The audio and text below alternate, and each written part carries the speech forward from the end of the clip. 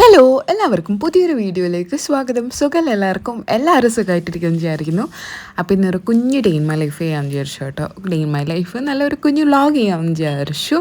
അപ്പോൾ രാവിലെ തന്നെ എണീറ്റിട്ട് നേരെ അടുക്കളയിലേക്ക്, കാരണം ജോലിക്ക് പോകേണ്ടതാണ്, വേഗം കുക്ക് ചെയ്യേണ്ടതാണ് എന്നുള്ളതുകൊണ്ടാണ് നേരെ അടുക്കളയിലേക്ക്. പിന്നെ എണീക്കാൻ വേണ്ടി ഇച്ചിരി ലേറ്റ് ആയിട്ടുണ്ടെങ്കിലും നേരെ അടുക്കളയിലേക്ക് തന്നെയാണ് വരിക.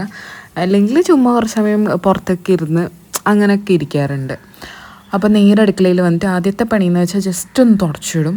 ഇന്നലെ രാത്രി എല്ലാം തുടച്ചിട്ടിട്ട് പോകുന്നതാണ്, പക്ഷെ എന്നാലും ഈ ഒരു പല്ലിയുണ്ട് കേട്ടോ ഇവിടെ. എപ്പോഴും ഞാൻ ചിലപ്പോൾ ഒരു 12 മണിക്ക് അടുക്കളയിൽ എന്തെങ്കിലും ആവശ്യത്തിന് വരുമ്പോഴത്തേക്ക് പല്ലി ഉണ്ടാവും, ഇങ്ങനെ ചുറ്റി കളിക്കുന്നുണ്ടാവും. അതുകൊണ്ട് രാവിലെ തന്നെ നമ്മൾ കൗണ്ടർ ടോപ്സും പിന്നെ സ്റ്റവിൻ്റെ ടോപ്പും ഒക്കെ രാവിലെ തന്നെ ഒന്നും കൂടെ ഞാൻ തുടച്ചിടാറുണ്ട്. അപ്പോൾ അതൊക്കെ തുടച്ചിട്ട് ഇനി നമുക്ക് ഫസ്റ്റ് തന്നെ ഞാൻ വന്നപാട് ചോറാണ് വെക്കാറ്. അത് മസ്റ്റായൊരു കാര്യം കേട്ടോ. നമുക്കിപ്പം ഏറ്റവും എളുപ്പമാവുന്ന സാധനമല്ലേ ചോറ്, അതിനൊരു അരമണിക്കൂറെങ്കിലും വേണമല്ലോ. അതുകൊണ്ട് ആദ്യം തന്നെ ചോറാന്ന് വെക്കൽ. അത് കഴിഞ്ഞിട്ട് മാത്രം ബാക്കിയുള്ള പണിക്ക് പോകും, കാരണം ബാക്കി കുക്കറിലൊക്കെ ചെയ്യുന്നതുകൊണ്ട് അത് പെട്ടെന്ന് ആയിക്കോളും. ആൻഡ് ഇന്ന് നമ്മളെപ്പോഴും ഇത് ഈ ഒരു ഗ്ലാസ് കേട്ടോ അരി എടുക്കാറ്. ആ ഒരു കുഞ്ഞ് സ്റ്റീൽ ഗ്ലാസ്സിലാണ് എപ്പോഴും അരി എടുക്കാറ്, ഒറ്റൊരു ഗ്ലാസ് എടുക്കാറ്. എനിക്ക് വൈകിട്ട് അതിൻ്റെ ധാരാളമാണ് ഉച്ചയ്ക്ക്. ഇനി റേഷനരി കേട്ടോ, വീട്ടിൽ നിന്ന് കൊണ്ടുവന്ന റേഷനരിയാണ്, അത് തന്നെയാണ് യൂസ് ചെയ്യുന്നത്. അതുകൊണ്ട് കുറച്ച് ക്വാണ്ടിറ്റി കഴിക്കുന്നതിന് വലിയ പ്രശ്നമൊന്നുമില്ല. അമ്മ നാളെ വിളിച്ചിട്ട് പറയുന്നുണ്ടായിരുന്നു നമ്മൾ മട്ട കഴിക്കാൻ വേണ്ടിയിട്ട്. ഇവിടെ മട്ട വാങ്ങി വെച്ചിട്ടുണ്ട്, പക്ഷേ അങ്ങനെ എപ്പോഴും കഴിക്കാറൊന്നുമില്ല. എപ്പോഴെങ്കിലായിട്ട് എപ്പോഴും അതാക്കുമ്പോൾ കുറേ സമയം വേണ്ടി വരുന്നു. അതുകൊണ്ട് റേഷനരി ആകുമ്പോൾ ഒന്ന് വന്നിട്ട് ഓഫ് ചെയ്യുമ്പോഴത്തേക്ക് ആയിക്കോളും. അത്രയും സമയം വേണ്ടു റേഷനരി ആക്കാൻ വേണ്ടിയിട്ട്. അപ്പോൾ നന്നായിട്ട് കഴുകിയെടുക്കുക. പിന്നെ ഒന്ന് ചൂടുവെള്ളത്തിലും കൂടെ കഴുകാറുണ്ട് കേട്ടോ. റേഷനരി എപ്പോൾ ഒന്നും കൂടെ ലാസ്റ്റ് ചൂടുവെള്ളത്തിൽ കഴുകുന്നതാണ് ഏറ്റവും ബെസ്റ്റ്. അതിൽ ഒരു റേഷനരി ഉപയോഗിക്കുന്ന എല്ലാവർക്കും മനസ്സിലാവുമായിരിക്കും. ഈ റേഷനരി പിന്നെയും നല്ലതാണ് കേട്ടോ. ഞാൻ കഴിഞ്ഞ പ്രാവശ്യം കൊണ്ടുവന്നത് വേറെ തന്നെ എന്തോ ഒരു ടൈപ്പ് റേഷനരി ആയിരുന്നു. അപ്പം ഞാൻ ചൂടുവെള്ളത്തിൽ അത് മുക്കി വെക്കും, ഉപ്പൊക്കെ ഇട്ടിട്ട് കുറേ സമയം ഒരു 1/4 മണിക്കൂറെങ്കിലും ചൂടുവെള്ളത്തിൽ ഇട്ട് വെക്കാറുണ്ട്. പക്ഷേ ഇതങ്ങനെ അതിൻ്റെ ആവശ്യമൊന്നും ഉണ്ടാവാറില്ല. കുറച്ച് നല്ല അരി തന്നെയായിരുന്നു എൻ്റെ. ഒന്ന് ചൂടുവെള്ളത്തിൽ കഴുകിയിട്ട് എടുത്ത് വെച്ചു. അപ്പോൾ ഇന്ന് നമ്മൾ ഉണ്ടാക്കാൻ പോകുന്നത് ഭയങ്കര ഈസിയായൊരു ഉപ്മാവാണ് കേട്ടോ. ഞാൻ ബ്രേക്ക്ഫാസ്റ്റ് ഓരോ ദിവസം മാറ്റി ഉണ്ടാക്കാൻ ഭയങ്കര ട്രൈ ചെയ്യുന്ന ഒരാളാണ്. കാരണം എനിക്ക് എപ്പോഴും ഒന്ന് കഴിച്ച് എനിക്ക് മടുപ്പ് എനിക്ക് തന്നെ വരാറുണ്ട്. അതുകൊണ്ട് ദിവസവും മാറി. അപ്പോൾ ഇന്ന് ഉപ്മാവിൻ്റെ ദിവസം കേട്ടോ. ഏറ്റവും ഈസി ആയിട്ട് എങ്ങനെ ഉപ്മാവ് വെക്കേണ്ടത് ഞാനിങ്ങനെയാണ് പഠിച്ചത്. അല്ലെങ്കിൽ ഞാൻ ഉള്ളിയൊക്കെ അരിഞ്ഞ് വാട്ടി സവാളയൊക്കെ എല്ലാം കൂടെയാണ് ഞാൻ ഉപ്മാവ് വെക്കാറ്. പക്ഷേ നമ്മളെ ഒരു ഡിഷ് ഉണ്ടല്ലോ, അതുപോലെയാണ് ഇപ്പോൾ ഉപ്മാവ് വെക്കാറ്. നമ്മൾ കേസരിയൊക്കെ പോലെ റോസ്റ്റഡ് റവയാണ് എടുത്തിരിക്കുന്നത്. ആവശ്യത്തിന് വെള്ളമൊഴിച്ച് തിളപ്പിച്ച് അതിലേക്ക് ഉപ്പിട്ട് കൊടുക്കുക, പിന്നെ നെയ്യിട്ട് കൊടുക്കുക. അത് 1 സ്പൂൺ നെയ്യിട്ട് കൊടുത്താൽ മതി, ഒട്ടിപ്പിടിക്കാണ്ടിരിക്കാനാണ്. പിന്നെ ഇത് ലേശം മഞ്ഞളിട്ട് കൊടുക്കുന്നുണ്ട്. എനിക്ക് വെള്ള കളറിൻ്റെയും കാട്ടി ഇഷ്ടം മഞ്ഞ കളറാണ്. ഇനി നമ്മൾ നിർത്താണ്ട് ഇതുപോലെ ഇങ്ങനെ തിളച്ച് കഴിഞ്ഞിട്ടുണ്ടെങ്കിൽ നിർത്താണ്ട് ഇങ്ങനെ കൈ ഇളക്കി വിടുക. എന്തിനാണെന്ന് വെച്ചാൽ കട്ട പിടിക്കാണ്ടിരിക്കാനാണ് കേട്ടോ. കട്ട പിടിച്ച് കഴിഞ്ഞിട്ടുണ്ടെങ്കിൽ ഇങ്ങനെ നമ്മൾ ആ വേവാത്ത പോലെ തന്നെ ഉണ്ടായിട്ടുണ്ടാവും. അതുകൊണ്ട് നിർത്താണ്ട് ഇങ്ങനെ ഇളക്കി വിടുക. വെള്ളം കൂടുതലായ പോലെയൊക്കെ തോന്നും, പക്ഷെ പേടിക്കേ വേണ്ട, വെള്ളമൊക്കെ കറക്റ്റാണ്. പണ്ടൊക്കെ ഞാൻ ഈ ഉപ്മാവ് ആക്കാറേ ഇല്ല, ഡ്രൈ ഉപ്മാവ് ഭയങ്കര ആക്കാറ്. പക്ഷേ ഇപ്പം തിന്ന് ഏറ്റവും ഇഷ്ടപ്പെട്ടത് ഇതുപോലത്തെ ഭയങ്കര സോഫ്റ്റായ വായിൽ വെച്ച് ഇങ്ങനെ അലുത്ത് പോകുന്ന ഉപ്മാവാണ് ഇപ്പം ഇഷ്ടം. ഇപ്പം നമ്മൾ ഹോട്ടലിൽ നിന്നായാലും എവിടെ നിന്നായാലും ഈ ഉപ്മാവ് കിട്ടാൻ എല്ലാവരും ഇങ്ങനത്തെയാണ് ഉണ്ടാക്കാറ് മിക്കപ്പോഴും. അപ്പം ഇങ്ങനെ കൊമള വരുമ്പോൾ തന്നെ തീ ഓഫ് ചെയ്യുക. ഇനി പണിയൊന്നുമില്ല, ജസ്റ്റ് ഒന്ന് തീ ഓഫ് ചെയ്തിട്ട് ഇങ്ങനെ ലെവൽ ചെയ്തിട്ട് അടച്ച് വെച്ചാൽ മാത്രം മതി. ഇങ്ങനെ ഇട്ട് ഇതാക്കിയിട്ടുണ്ടെങ്കിൽ പിന്നെയും ഡ്രൈ ആയി പോവും. ഇത് ഞാൻ തീ ഓഫ് ചെയ്തിട്ടാണ് കേട്ടോ ഇങ്ങനെ ചെയ്യുന്നത്. ശരി, ഇങ്ങനെ ചെയ്യേണ്ട ആവശ്യമില്ല. ജസ്റ്റ് മുകളിലൊന്ന് ഷേപ്പ് ചെയ്തിട്ട് ഒന്ന് അടച്ച് വെച്ചാൽ തന്നെ ധാരാളമാണ്. നല്ല കറക്റ്റായിട്ട് നമ്മൾ ഉപ്മാവ് കിട്ടും. അപ്പം ഞാൻ കയ്യോടെ തന്നെ വേറെ പാത്രത്തിലേക്ക് ആക്കുവാണ്, കാരണം എനിക്ക് പാത്രം ഇല്ലാത്തതുകൊണ്ട് ഈ പാത്രം എനിക്ക് ആവശ്യമുണ്ട്.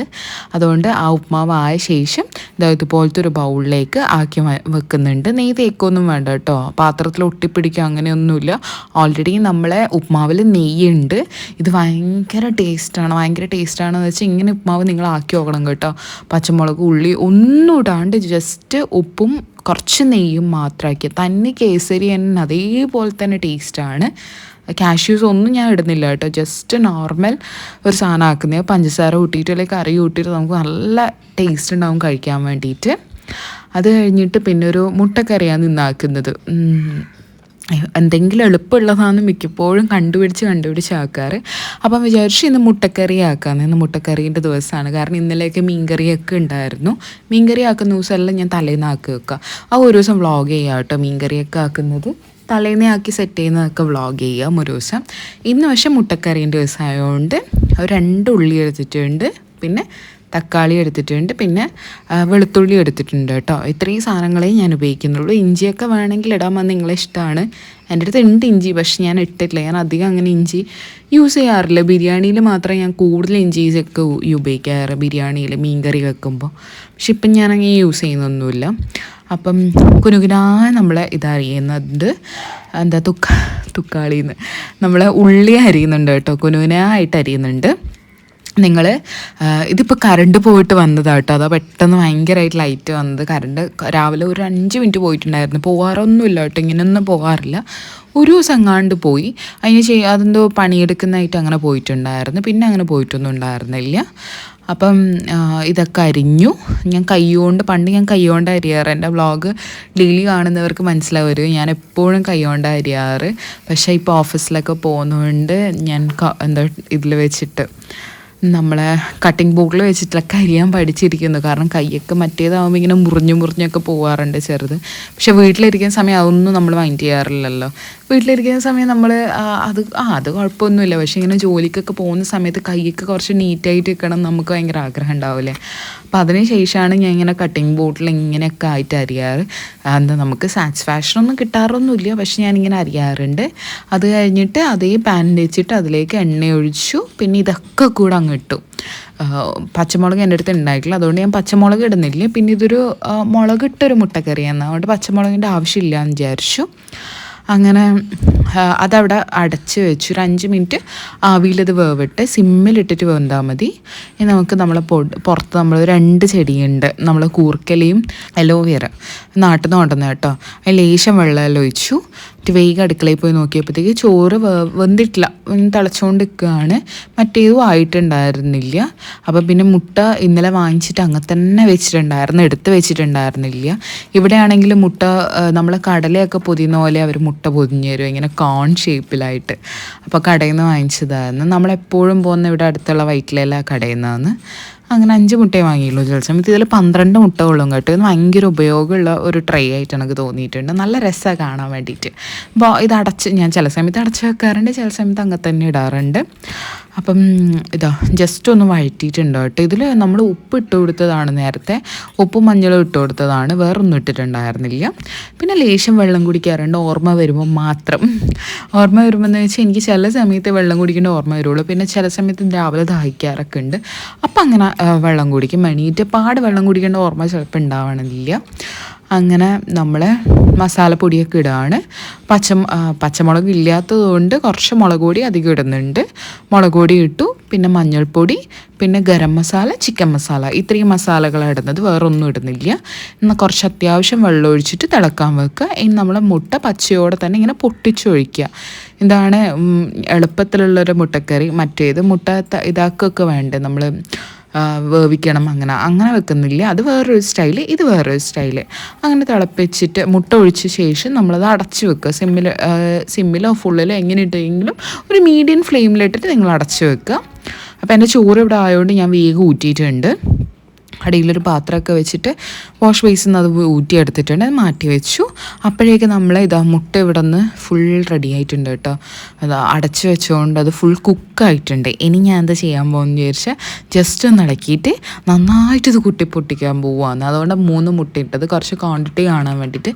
ഇങ്ങനെ ഓരോന്നായിട്ട് കഴിക്കുന്നത് എനിക്ക് വലിയ ഇഷ്ടമല്ല. അതുകൊണ്ട് ജസ്റ്റ് ഇതൊന്ന് കുത്തി ഫുൾ പൊട്ടിച്ചിട്ട് ജസ്റ്റ് നന്നായിട്ടൊന്ന് മിക്സ് ചെയ്തെടുക്കുക. ഇപ്പം തന്നെ നല്ല ടേസ്റ്റാണെന്ന് പറഞ്ഞാൽ ചിക്കൻ മസാല ആഡ് ചെയ്തുകൊണ്ട് വേറെ തന്നെ ഒരു ടേസ്റ്റ് ഉണ്ട് കേട്ടോ. നല്ല ടേസ്റ്റായിട്ട് വന്നിട്ടുണ്ട്. അപ്പം നമ്മൾ കറി ഇവിടെ റെഡി ആയിട്ടുണ്ട്. ഭയങ്കര ഈസി റെസിപ്പി ആട്ടോ അത്. അപ്പോൾ നമ്മളെ ഉപ്മാവ്, ലഞ്ച് ബോക്സ് എല്ലാം ഇവിടെ റെഡി ആയിട്ടുണ്ട്. ഞാനിവിടെ എല്ലാം സെറ്റ് ചെയ്തിട്ടുണ്ട്. ഞാൻ കുളിക്കാൻ പോകുന്നതിന് മുമ്പ് ഒക്കെ ഇങ്ങനെ സെറ്റ് ചെയ്തിട്ടാണ് കുളിക്കാൻ പോവുക. പിന്നെ ഫുഡ് ഞാൻ കുളിച്ച് കഴിഞ്ഞിട്ടേ കഴിക്കാറുള്ളൂ. അപ്പോൾ അഗിയേട്ടന് നേരത്തെ പോകേണ്ടതുകൊണ്ട് ഞാൻ അഗിയേട്ടന് കൊടുത്തു. അങ്ങനെ നമ്മൾ ഓഫീസിലൊക്കെ പോയി വൈകുന്നേരമായി. നേരെ തിരിച്ച് ഇനിയൊരു സ്ഥലത്ത് പോവുകയാണ്. അതായത് എറണാകുളത്ത് വന്ന മുതൽ പോയി കുറേ നോക്കിയ ഒരു സാധനം ഉണ്ടായിരുന്നത്, പക്ഷെ ഇതുവരെ വാങ്ങിയിട്ടുണ്ടായിരുന്നില്ല. അപ്പോൾ ഇന്ന് സമയം കിട്ടിയതുകൊണ്ട് വിചാരിച്ചു ഇന്ന് തന്നെ പോയി നോക്കാമെന്ന്. അപ്പോൾ ഓഫീസ് കഴിഞ്ഞിട്ട് ഞാൻ ഇറങ്ങി. ഇതാക്കിയിട്ടും ഇവിടെ എത്തിയിട്ടുണ്ട്. ടൗൺ ഹാളിലാട്ടോ ഇത്. നമ്മൾ നോർത്ത് റെയിൽവേ സ്റ്റേഷനല്ലേ, ആ സ്റ്റോപ്പ് തന്നെയാണ്. അപ്പം മെട്രോന്ന് വരുന്ന അടുത്ത് എന്ന് പറഞ്ഞു. ബസ്സിനാവുമ്പോൾ കുറച്ച് ദൂരമാണ്. പിന്നെ നമ്മളെ ബസ് ഭയങ്കര ബ്ലോക്കുമായിരിക്കും എത്താൻ വേണ്ടിയിട്ട്. അതുകൊണ്ട് ഞാൻ എപ്പോഴും വൈകുന്നേരം മെട്രോ ആണ് പ്രിഫർ ചെയ്യാറ്.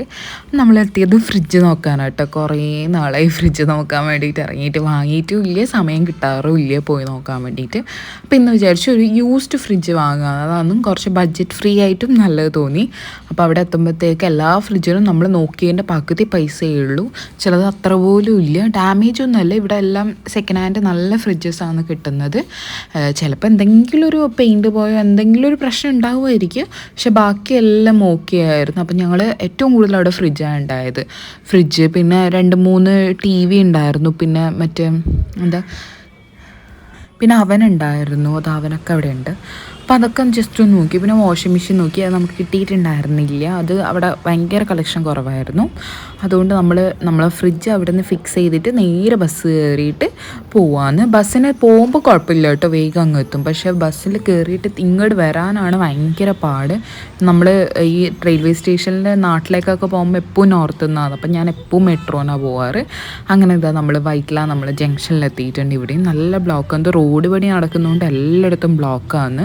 അതുകൊണ്ടാണ് വണ്ടി ഇങ്ങനെ മെല്ലെ മെല്ലെ പോകുന്നത്. പിന്നെ അത്യാവശ്യം കുലുക്കൊക്കെ ഉണ്ട് കേട്ടോ.